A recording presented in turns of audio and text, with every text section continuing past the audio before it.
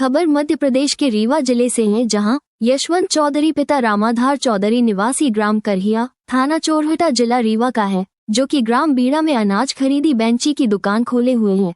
उसने 70 बोरी सरसों राकेश द्विवेदी पिता शंकर द्विवेदी की दुकान में सेमरिया में बेचा था, जिसकी कुल कीमत 1,74,930 रुपए हुई थी, जिसमें से राकेश द्विवेदी द्वारा 70,000 रुपए दिया गया था। शेष रुपए देने से मना कर दिया गया था तथा यशवंत चौधरी को राकेश द्विवेदी एवं रोहित द्विवेदी द्वारा मारपीट कर दुकान से भगा दिया गया था, जिसकी शिकायत थाना सेमरिया, हरिजन थाना, रीवा पुलिस अधीक्षक रीवा के समक्ष किए जाने पर प्रथम सूचना रिपोर्ट दर्ज नहीं की गई थी।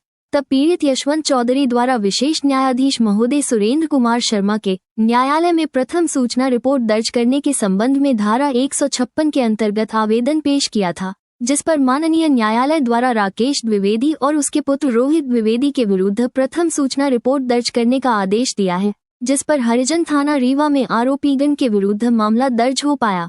पीड़ित की तरफ से उक्त प्रकरण की पैरवी अधिवक्ता हरीश कुमार पांडेय के द्वारा की गई है। ये आपकी शिकायत दर्ज हुई, फिर आप न्यायालय में मामला लगाए, अब प्रकरण दर्ज हुआ है, क्या पूरा घटना क्या हुई थी आपके साथ?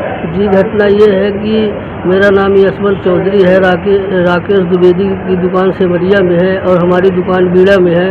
उन्होंने हमसे राई खरीदा था, हम उनके दुकान ले गए राई 70 बोरी बेचने के लिए, तो वो बोले कि ले आओ, उतरवा लिए और सुबह से करीब 10 साढ़े 10 बजे हम लोग पहुँचे और वो बोले कि पैसा देते हैं, आता है पैसा, इधर उधर खूब घुमाने गए, पैसा ले जा रहे हैं।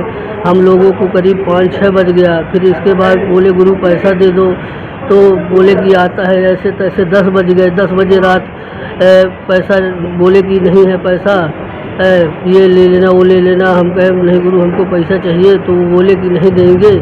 हमारे लेबर भी परेशान, भूखे प्यासे सुबेरे से परेशान, और डग्गा मालिक जो तिवारी जी हैं वो भी थे साथ में।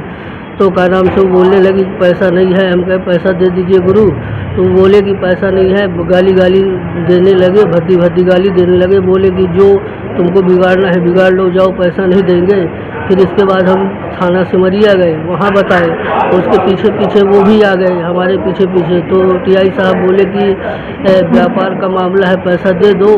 तो वो बोले ठीक है साहब, देते हैं, चल के दुकान में। फिर इसके बाद वो 70,000 रुपया दिए और बाकी बोले नहीं देंगे। फिर हम गए वहाँ थाना सेमरिया, तो फिर सारी बात बताए। तो टीआई साहब बोले कि क्या नाम से एक एप्लीकेशन दे दो, देखेंगे। फिर हो गया, चले आए रात को और क्या नाम से फिर इसके बाद यहाँ अपने सब ये दुकान हम भी घर चले आए और लेबर लोग भी घर चले गए।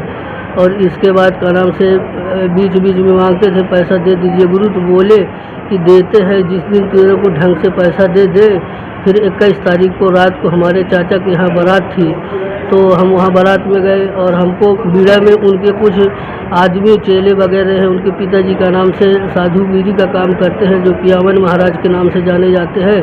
तो उनके बीड़ा में चेले रहते, तो हमारी खबर वो लोग रखते हैं कब आते हैं, कब जाते हैं, कब दुकान बंद करते हैं। तो 21 तारीख को रात को मैं अपने गांव वहाँ रामपुरमा में गया, बारात थी, तो वो लोग पता नहीं कैसे हमारी जानकारी ले लिए और वो रास्ते में 3 लोग मिले, नहर पड़ती है, सुनसान इलाका था। वो बोले कि हमको सिरमौर जाने का रास्ता बता दो। एक आदमी खड़ा होकर बोला कि हमको जाने का रास्ता बता दो सिरमौर जाने का, और 2 आदमी छुपे थे।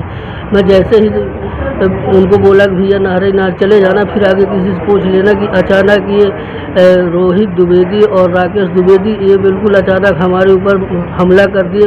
कुछ डंडा टाइप का लिए थे, मेरे हाथ में मार दिए, मेरा हाथ टूट गया। फिर इसके बाद मैं वहाँ गया अपने गांव। अब हम दर्द के मारे कुछ सूझ नहीं था, बेहोश पड़े थे। फिर इसके बाद सुबह आए तो फिर हरिजन थाना गए। हरिजन थाना में हमारी कोई नहीं सुना। एसपी साहब के यहाँ भी शिकायत की, 2 बार एसपी साहब के यहाँ शिकायत की, वहाँ भी कोई सुनवाई नहीं हुई। फिर जाके यहाँ अदालत में अर्जी लगाई, तब जाके कहीं FIR का आर्डर हुआ। अब पता नहीं, आज तक कुछ हुआ नहीं, कुछ समझ में नहीं आ रहा क्या हो रहा क्या नहीं हो रहा। बस इधर उधर घूमते हैं, चक्कर लगाते पुलिस थाना की, कुछ सुनवाई नहीं है। क्या वो राजनीतिक संरक्षण प्राप्त है क्या? जो मुझे ऐसा ही लगता है कि इसमें राजनीतिक संरक्षण ही है, तभी तो कोई सुन नहीं रहा, शासन प्रशासन कोई ध्यान नहीं दे रहा। हाँ, ये पीड़ित यशवंत चौधरी के साथ में राकेश द्विवेदी रोहित द्विवेदी के द्वारा इसकी सरसों खरीदने के बाद इसको पैसा ही दिया था और पैसा ही दिया और इसके साथ मारपीट भी किया था। ये अपनी फरियाद लेकर के हमारे पास आया था, पूरी कहानी हमको बताया, तो फिर हमने इसकी फरियाद के संबंध में आवेदन बनाया था और इसने हरिजन थाना में जाकर दिया था। एसपी साहब को दिया, दो बार एसपी साहब को दिया, आईजी साहब को दिया। जब कहीं से कोई इसकी कार्रवाई नहीं हुई तो फिर हमने विशेष न्यायालय जो अनुसूचित जाति अनुसूचित जनजाति के लोगों के लिए रीवा में स्थापित है, वहाँ पर धारा 156(3) दंड प्रक्रिया संहिता के अंतर्गत आरोपी गण के विरुद्ध प्रथम सूचना रिपोर्ट दर्ज करने और विवेचना न करने के संबंध में आवेदन पेश किया था, जिस पर मैंने पैरवी किया।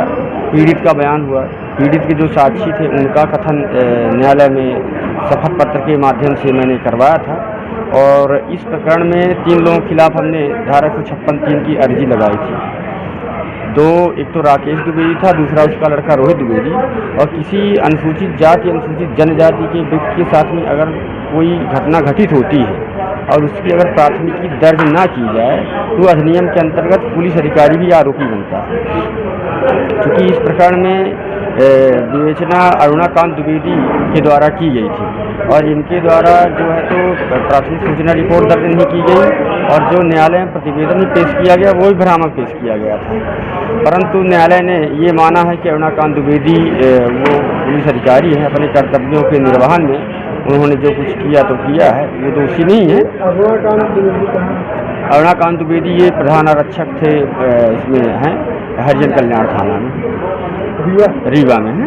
तो इस मामले में 19 सितंबर 2024 को माननीय न्यायालय से प्रथम सूचना रिपोर्ट दर्ज करने का आदेश हुआ है, जिस आदेश के पालन में हरिजन कल्याण थाना रीवा में आरोपी राकेश द्विवेदी और उसके पुत्र रोहित द्विवेदी के विरुद्ध अपराध क्रमांक 11/2024 धारा 392, 409, 477, 384, 294, 506/34 भारतीय दंड विधान और 3(1)(द), 3(1)(ध) और 325 अनुसूचित जाति अनुसूचित जनजाति अत्याचार निवारण अधिनियम में मामला दर्ज किया गया है। पुलिस विवेचना कर रही होगी, विवेचना करने के उपरांत न्यायालय में चालान पुलिस पेश करेगी।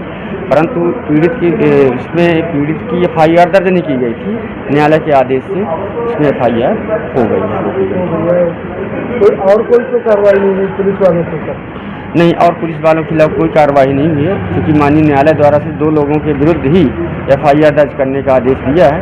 अरुणाकांत के विरुद्ध आदेश FIR दर्ज करने का नहीं दिया गया है।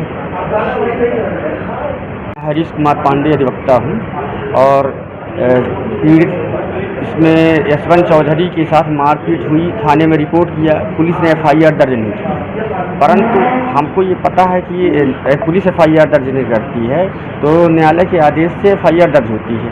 तो मैंने न्यायालय में इनकी तरफ से यशवंत चौधरी की तरफ से अर्जी लगाई और न्यायालय से मैंने आदेश कराया, उस आदेश के तहत प्राथमिकी थाने में दर्ज हो गई है। ऐसे बहुत से पीड़ित हैं जो थाने में जिनकी सुनवाई नहीं होती, वो बेचारे परेशान होते, चक्कर काटते हैं, तो वो कैसे न्यायालय से क्या करें कि उनकी प्राथमिकता? निश्चित रूप से बहुत सारे ऐसे पीड़ित हैं कि थाने में जाते हैं, पुलिस उनकी FIR दर्ज नहीं करती है, कहती दे दो ठो आवेदन और हम कार्रवाई करेंगे, इधर उधर भटकते रहते हैं, पुलिस कार्रवाई नहीं करती।